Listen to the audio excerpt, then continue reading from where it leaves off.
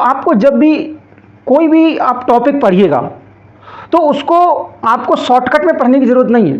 पहली बार में आपको डिटेल में पढ़ना है, ध्यान रखना है।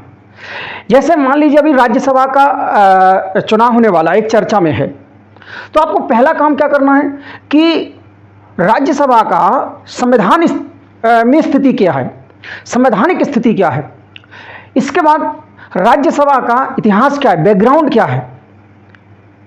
इसके बाद आपको जानना है कि वर्तमान में यह चर्चा में क्यों है।